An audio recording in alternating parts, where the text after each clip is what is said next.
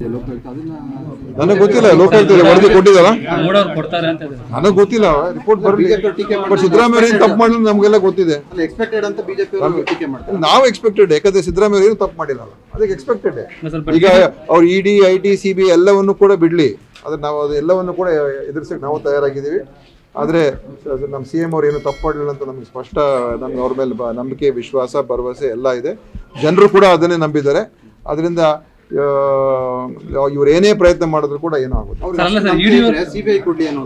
CBIಗೆ ಕೊಟ್ಟು CBI ಇವ್ರು ಯಾವ ಕೇಸ್ CBI ಕೊಟ್ಟಿದ್ದಾರೆ? BJP ಅವರು ಅವ್ರ ಅಧಿಕಾರದಲ್ಲಿದ್ದಾಗ ನಾವಾದ್ರೂ ಅನೇಕ ಕೇಸ್ CBI ಕೊಟ್ಟಿದ್ದೀವಿ.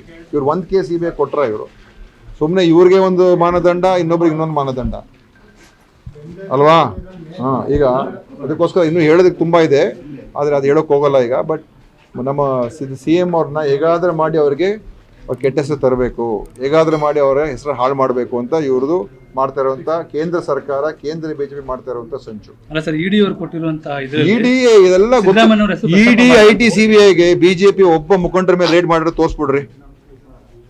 ED IT CBI ಯಾರಾದರೂ ಒಬ್ಬ ಭಾರತೀಯ ಜನತಾ ಪಕ್ಷದ ರಾಷ್ಟ್ರ ಮಟ್ಟದ, ರಾಜ್ಯ ಮಟ್ಟದ, ಜಿಲ್ಲಾ ಮಟ್ಟದ, ತಾಲೂಕು ಯಾರಾದರೂ ಒಬ್ಬರ ಮೇಲಾದರೂ ಕ್ರಮ ತಗೊಂಡಿದ್ದಾರ? ಅವ್ರಿಗೇನು ಅವ್ರ ಕಣ್ಮುಂದೆ ಒಬ್ಬರು ಕಾಣಿಸೋದಿಲ್ವಾ? ಅವ್ರು ಯಾರು ಭ್ರಷ್ಟರಲ್ಲ ಅಂತನಾ ಸರ್ಟಿಫಿಕೇಟ್ ಕೊಟ್ಬಿಟ್ಟಿದ್ದಾರೆ ಈಗ?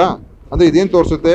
ಅವರೆಲ್ಲರೂ ಕೂಡ BJPಯ ಒಂದು ಡಿಪಾರ್ಟ್ಮೆಂಟ್, ಅದು ಕೇಂದ್ರ ಸರ್ಕಾರದಲ್ಲ, BJP ಡಿಪಾರ್ಟ್ಮೆಂಟ್ ಅದು. ನೋಡ್ರಿ, ಇವೆಲ್ಲ ಸುಮ್ಮನೆ ಜನಾರ್ದನ್ ರೆಡ್ಡಿ ಏನೋ ಹೇಳ್ತಾರೆ, ಅವರ ಒಳ ಜಗಳಕ್ಕೆ ನಮ್ಮನ್ನೇ ಕೇಳ್ಕೊಳ್ತೀರಾ? ಅವರು ಈಗ BJPಯಲ್ಲಿ ಒಡೆದ ಮನೆಯಾಗಿ ಒಬ್ಬರ ಮೇಲೆ ಒಬ್ಬರು ಕೆಸರು ಚಾಟ ಮತ್ತು ಬೇರೆ ಬೇರೆ ಥರ ನಡೀತಾ ಉಂಟು, ಆಯಿತಾ?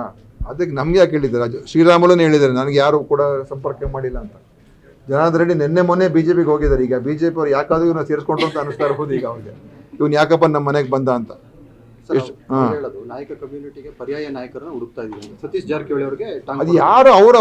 ಅವ್ರ ಮಾತಿಗೆ ನಾವೇ ಉತ್ತರ ಕೊಡಬೇಕು. ಜನಾರ್ದನ್ ರೆಡ್ಡಿ ಮಾತಿಗೆ ನಾವೇ ಉತ್ತರ ಕೊಡಬೇಕು. ರಾಜಣ್ಣ ಅವರು ಅದೇ ಕಮ್ಯುನಿಟಿ ಅವ್ರು ಹೇಳ್ತಾರೆ. ಬರ್ಲಿ, ನಮ್ಗೇನು ಕಾಂಗ್ರೆಸ್ ಪಕ್ಷಕ್ಕೆ ಬರೋರು ಒಳ್ಳೆಯವರು ಬಂದ್ರೆ ನಾವು ಸೇರಿಸ್ಕೊಳ್ತೀವಿ, ಅದು ಹೈಕಮಾಂಡ್ ತೀರ್ಮಾನ ಮಾಡ್ತಾರೆ. KPCC ಅಧ್ಯಕ್ಷರ ಒಂದು ರೇಸಲ್ಲಿ ಇದ್ದಾರೆ ಸರ್. ಇವೆಲ್ಲ ರೇಸು ಅದೆಲ್ಲ ಏನಿಲ್ಲ, ಇವೆಲ್ಲ ಪಕ್ಷದ ವರಿಷ್ಠರು ತೀರ್ಮಾನ ಮಾಡ್ತಾರೆ. ಸರಿಯಾದ ಸಮಯಕ್ಕೆ ಸರಿಯಾದ ತೀರ್ಮಾನ ಆಗ್ತದೆ. ಇದರಲ್ಲಿ ಪ್ರಜಾಪ್ರಭುತ್ವ ಇದೆ, ಪ್ರಯತ್ನ ಮಾಡೋದ್ರಲ್ಲಿ ಏನು ತಪ್ಪಿಲ್ಲ. ಅಂತಿಮ ತೀರ್ಮಾನ ಹೈಕಮಾಂಡ್. ಯಾರು? ರಾಮುಲು ಬಗ್ಗೆ ನಾನು ಯಾಕೆ ಮಾತಾಡಲಿ? ಅವ್ರು ಬರ್ತಾ ಇದಾರೆ ಅಂತ ಇಲ್ಲೋ ನನಗೆ ಗೊತ್ತಿಲ್ಲ. ಸುಮ್ಮನೆ ನೀವೇ ಪ್ರಶ್ನೆ ಕೇಳ್ತೀರಾ, ನಾನೇನಾದ್ರ ಬಂದ್ರೆ ಪರವಾಗಿಲ್ಲ ಅಂತ ಹೇಳಿದ್ರೆ ನಾಳೆ ಹೆಡ್ಲೈನ್ ಹೊಡೆಯೋದು, ಓ ರಾಮುಲುಗೆ ಆಹ್ವಾನ ನೀಡಿದ್ದಾರೆ ದಿನೇಶ್ ಗುಂಡೂರಾವ್ ಅಂತ ಹೇಳ್ಬಿಡ್ತಾರೆ. ಅದೇ ಹೇಳ್ಬಿಡ್ತೀರಾ? ಯಾರು ಇರ್ಬೋದು. ನಾನು ನೋಡಿ, ನಮ್ಮ ಪಕ್ಷಕ್ಕೆ ಯಾರಾದರೂ ಒಳ್ಳೆಯವರು, ಪಕ್ಷದ ಸಿದ್ಧಾಂತ ನಂಬ್ಕೊಂಡು ಜನಸೇವೆ ಮಾಡೋರು ಬಂದರೆ, ದೊಡ್ಡವರೇ ಆಗಿರ್ಬೋದು, ಚಿಕ್ಕವರೇ ಆಗಿರ್ಬೋದು, ಸೇರಿಸ್ಕೊಡ್ತೀವಪ್ಪ. ಅದರಲ್ಲಿ ಯಾರೇ ಆಗಿರ್ಬೋದು. ಅದರಲ್ಲಿ ಅದೇನು ರಾಜಕೀಯ ಪಕ್ಷದ ರಾಜಕೀಯ ಚಟುವಟಿಕೆ ಅದೊಂದು ಅಂಗ ಭಾಗ ತಾನೆ ಇದ್ದೇ ಇರ್ತದೆ.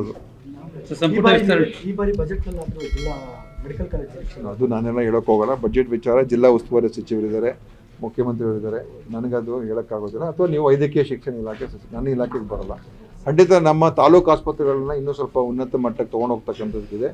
ಇಲ್ಲಿ ಮಾಲೂರು ಆಸ್ಪತ್ರೆ ಬಗ್ಗೆ ನಾನು ಹೋದ ಸಲ ಬಂದಾಗ ನೋಡಿದ್ದೆ. ಅದ್ರ ಬಗ್ಗೆನೂ ನಾನು ಪ್ರಸ್ತಾಪ ಈ ಸಲ ಬಜೆಟಿಗೆ ಸೇರಿಸೋದಕ್ಕೆ ನೋಡ್ತೀನಿ ಅಂತ ಅದ್ರ ಬಗ್ಗೆ ನಾನು ಹೇಳಿದ್ದೀನಿ ಆಲ್ರೆಡಿ. ಮಾಲೂರು ಆಸ್ಪತ್ರೆದು ಇನ್ನು ಉಳಿದರೆ ಇನ್ಯಾವುದರ ಕೆಲಸ ಕಾರ್ಯಗಳಿದೆ, ಅದು ಖಂಡಿತ ನಾನು ನೋಡ್ತೀನಿ. ಸಂಪುಟ ವಿಸ್ತರಣೆ ಆಗುತ್ತೆ ಬಜೆಟ್ ಆದ್ಮೇಲೆ ಇವೆಲ್ಲ ನೋಡಿ ನಾನು ಹೇಳುವಂಥದ್ದಲ್ಲ, ಇದೆಲ್ಲ CM ಕೇಳಬೇಕು. ರಿವ್ಯೂ ಮಾಡ್ಬೇಕು, ಹೋಗ್ಬೇಕು ಬಿಡ್ರಿ.